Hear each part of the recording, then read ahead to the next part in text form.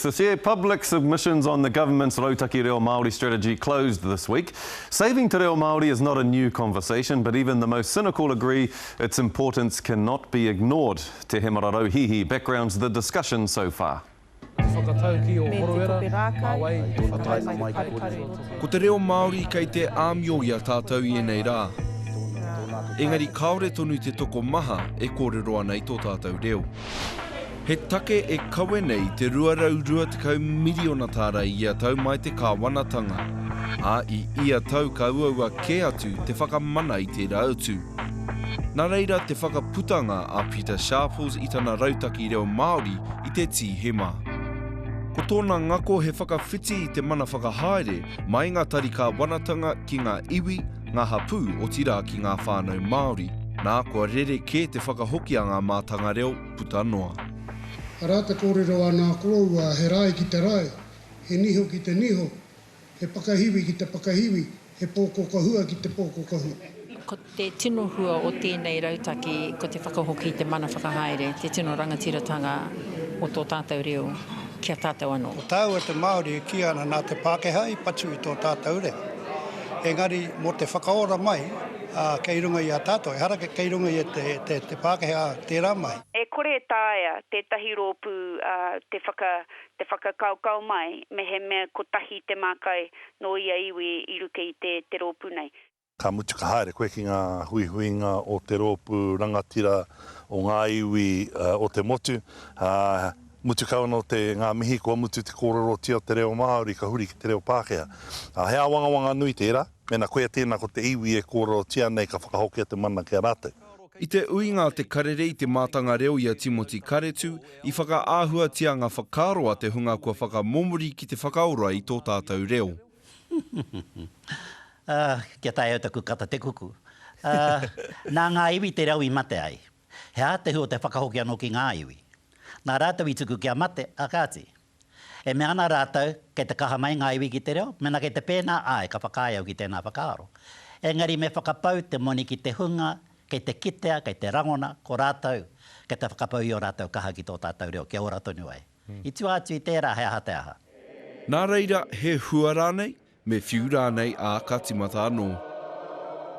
Kei tōku taha i tēnei wā, etahi kai o ko matatau, mātanga ki te reo, o rangatahi anō hoki, hinu rewa pautu, kōrua, ko Nikau Hura, tēnā rā kōrua. Tēnā koe. Tuatahi, hinu rewa, kei te hapa rānei tēnei rautaki. Tēnō pātai tēnā. E ai ki te nuinga, tāku i rongo ai, he hapa o roto. Kua tāpaitia hei matapaki mā te iwi, mā te motu, kei te kitea kare anō pia kia pai. Nā te aha i hapa ai, ki o whakaaro? Ko te kākano i pehi mai ai tēnei rautaki, ko tā te paipai motuhake pūrongo te reo Mauriora. Nei, huri haere te paipai motuhake ki ngā rohe o te motu ki te kohi kōrero. I puta i aia ētahi taunakitanga. Ki tākou te tiro, hākua ngā kōrero a te paipai motuhake me ana tohu, kua whai te kāwanatanga ki te o atu i era ki te anga a te kāwanatanga. Engari, he painga tonu o roto, ko te ia o te whakaaro kia riro ki te iwi Māori tonu, te mana ki te whakatau ka pēhea te reo. He mea pai tēnā ki a koe? O no tātou te reo, mā tātou i whakatau, mā tātou te kāwanatanga i tohu me pēhea, kā tika. Kaua tātou e whirinaki ki te kāwanatanga. Engari, mo te ahu o te whakatina nei tērā, kāre i te tino mārama i roto i tēnei o ngā rautaki. Nikau, he haka i roto i tēnei rautaki mo te hunga rangatahi? Me ka ua te tino kite, he aha no ngā pānga o tēnei ki te hunga mā tātahi. Nā te mea, ko taku titiro ake, moku ake ko rātou pia tētahi wahanga nui o te ora rawa o te reo Māori.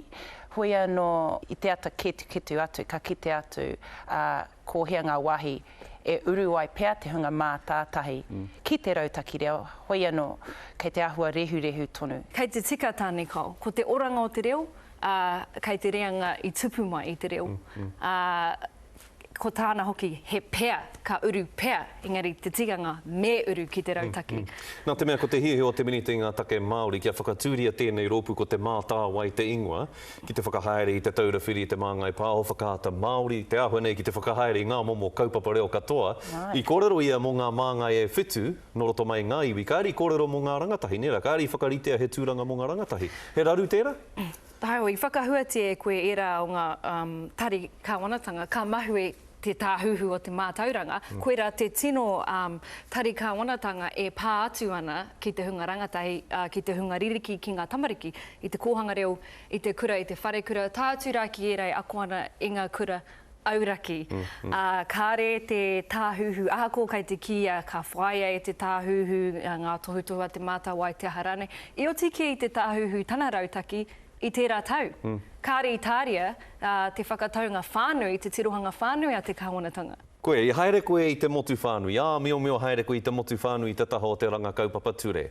Ai rānei, roto i tō titiro, i roto i o whakaaro, kei ngā iwi rānei, ngā pūkenga, te mōhiotanga, te mātauranga, ngā mātanga, ki te whakahaere kaupapa whakaora reo. Kei roto i o tātou iwi ngā whānau, ngā hapori, e whakaheke tōtā ana, e whakapau werawera ana, kia ora ai te reo. Ko te mea nui kia whai wāhi mai ai tērā hunga, o rātau wheako ki roto i ngā whiriwhiringa kia ahu pēhia ai tātou. Pātai whakamutunga me te pātai nui ka hoatu ki a koe ni kao mea hara tātou. I roto i ngā rā e tū mai nei e ora tonu ai tō tātou reo ki mātā hauariki ki ana mata haere ake, haere ake. Tēnā koe tērā pakirehua. Ko te ora o te reo tētahi wahanga, ko te ora rawa o te reo he wahanga anō ana. Ko tā mātou pia e mānakanaka nei, ki te riro i ngā iwi, te kawenga matua, te haipapa matua, mā rātou te reo e haka ora. Me kaua rātou e titiro noa ki ngā kura hei pekanga o taua momo rautaki, engari ko ngā kura kei roto i ngā iwi, koia rā, ko rātou rā, ngā kaimahi, ngā hoia o te iwi, e ngaki ana i te māra kia haka rauora ai te reo.